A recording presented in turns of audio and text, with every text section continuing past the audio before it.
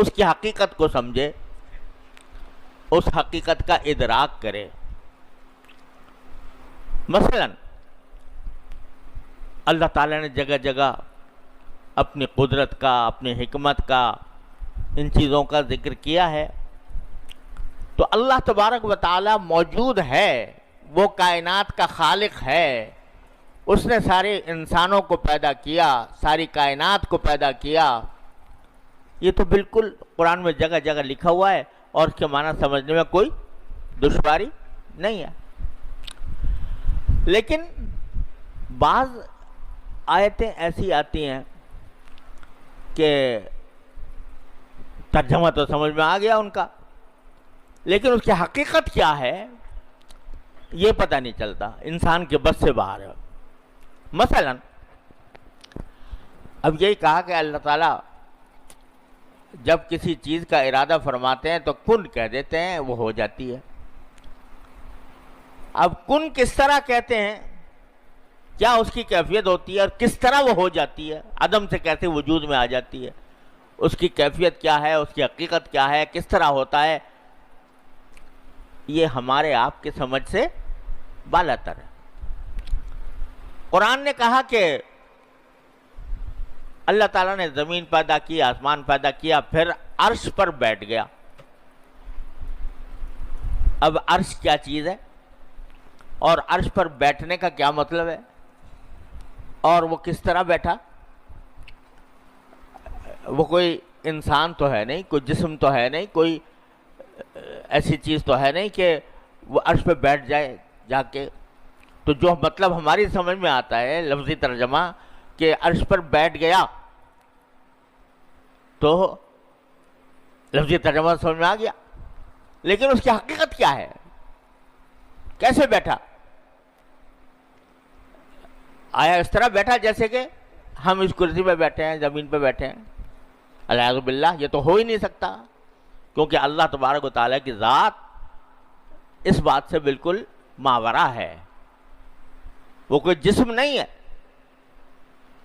اللہ نور السماوات والارض، تو وہ کوئی جسم نہیں ہے، وہ تو ایک ایسی حقیقت ہے کہ جس کا ادراک ہمارے آپ کی سمجھ سے باہر ہے۔ تو دل میں تو آتا ہے، سمجھ میں نہیں آتا، تو دل میں تو آتا ہے، سمجھ میں نہیں آتا، بس جان گیا میں تیری پہچان یہی ہے۔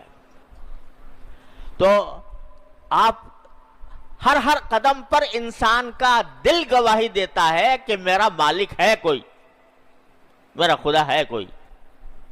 یہ جو میرے اندر ایک کارخانہ پورا بنا دیا ہے اس نے انسان کے اندر، جس سے کہ اس کی نشو و نما ہو رہی ہے، ضرور یہ کسی کاریگر کی کاریگری ہے، لیکن کس طرح اس نے بنایا، کس طرح پیدا کیا، یہ میرے آپ کی سمجھ سے باہر کی بات ہے۔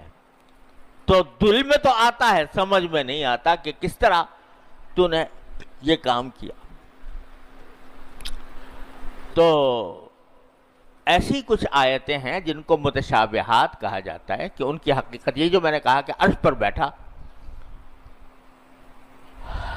تو عرش پر بیٹھنا کیا مطلب ہے، کس طرح بیٹھا، کیا اس کی حقیقت ہے، اس کو کہیں گے کہ یہ متشابہات میں سے ہے۔ ارے بھائی اس چکر میں نہ پڑو کہ وہ کس طرح بیٹھا، کس طرح نہیں بیٹھا، اس کی حقیقت کیا ہے۔ تمہاری عقل محدود ہے، وہ اس کا تصور کرنے سے عاجز ہے۔ لیکن قرآن کہتا ہے اسی دعا سے پہلے کہ وَأَمَّا الَّذِينَ فِي قُلُوبِهِمْ زَيْغٌ فَيَتَّبِعُونَ مَا تَشَابَهَ مِنْهُ ابْتِغَاءَ الْفِتْنَةِ وَابْتِغَاءَ تَأْوِيلِهِ۔ ہم نے دو قسم کی آیتیں نازل کی ہیں، متشابہات بھی ہیں، تو جو جن لوگوں کے دلوں میں کجی ہے نا، وہ محکمات کو تو کی طرف تو کوئی خاص توجہ نہیں دیتے، جو بالکل صاف صاف سیدھی سیدھی باتیں قرآن کریم کے اندر ہی آئی ہیں، جو احکام آئے ہیں کہ بھئی یہ کرو یا نہ کرو، یہ حلال ہے یا حرام ہے، سیدھی سیدھی بات ہے، اس کے اوپر عمل تو کرتے نہیں اور اس کی طرف فکر نہیں کرتے۔ اور جو یہ متشابہات ہیں جو ہماری عقل سے ماورا ہیں، سمجھ سے ماورا ہیں، ان کے پیچھے لگ جاتے ہیں، اس پہ بحثیں کرتے ہیں، اس میں بھئی استواء العرش جو ہے وہ حقیقی معنی مراد ہے یا مجازی مراد ہے، اور حقیقی معنی ہے تو کیا ہے، اس کی حقیقت کیا ہے، اس کی کنہ کیا ہے، اس میں پڑ جاتے ہیں۔ اللہ بچائے۔ تو قرآن کہتا ہے کہ یہ لوگ اس قسم کی چیزوں میں پڑے رہتے ہیں، وہ دل میں ان کے کجی ہے، فی قلوبہم زیغ فیتبعون ما تشابہ منہ ابتغاء الفتنة وابتغاء تاویلہ۔ اس کا نتیجہ یہ کہ فتنہ پیدا کرتے ہیں، فتنہ پیدا کرتے ہیں، ایسی باتیں جن کے اوپر ایمان کا کوئی دار و مدار نہیں، نہ ان کی حقیقت معلوم ہونا ہمارے لیے کوئی ضروری ہے، نہ ممکن ہے، اس کے پیچھے کیوں پڑتے ہو؟ تو قرآن یہ کہتا ہے کہ وَأَمَّا الَّذِينَ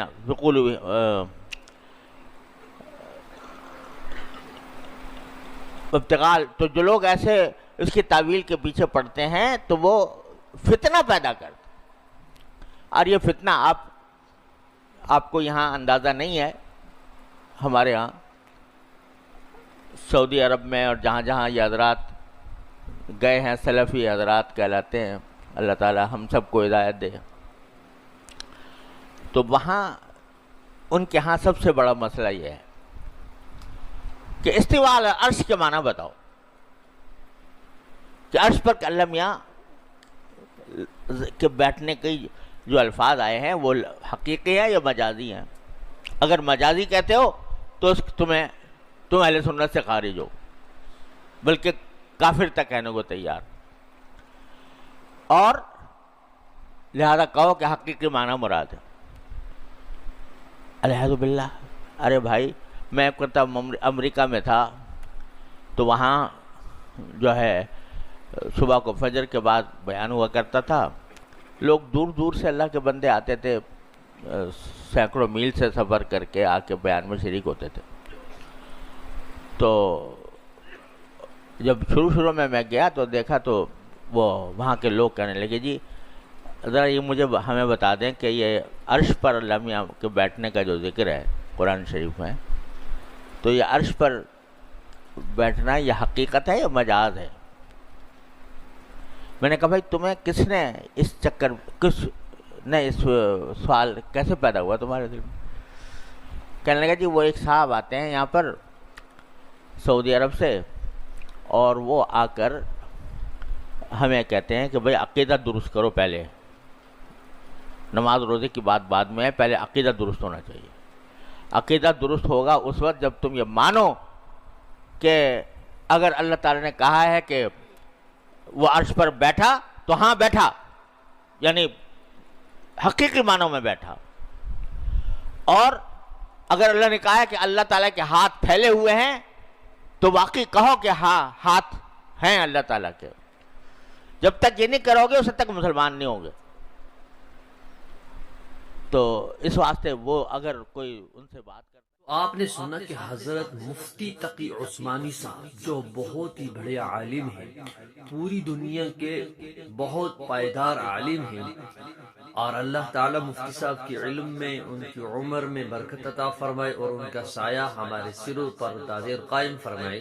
حضرت نے کیا فرمایا کہ جب انسان یہ سوچتا ہے کہ بھئی اللہ ہے، جیسے ہم کہتے ہیں اللہ سنتا بھی ہے، اللہ دیکھتا بھی ہے۔ اب سنا کس سے جاتا ہے؟ انسان، سیدھی سی بات ہے، انسان سمجھتا ہے، انسان کان سے سنتا ہے اور آنکھ سے دیکھتا ہے۔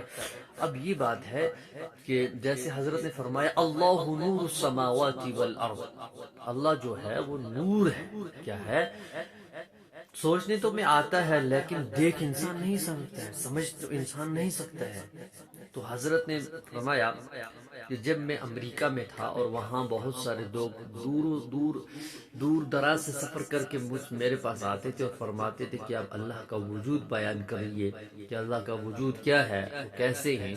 تو حضرت نے فرمایا کہ ایسی چیزوں سے انسان کو بچنا چاہیے اور ہم سب کو بچنا چاہیے۔ اللہ ہم سب کو عمل کرنے کی توفیق نصیب فرمائے۔ السلام علیکم ورحمۃ اللہ وبرکاتہ۔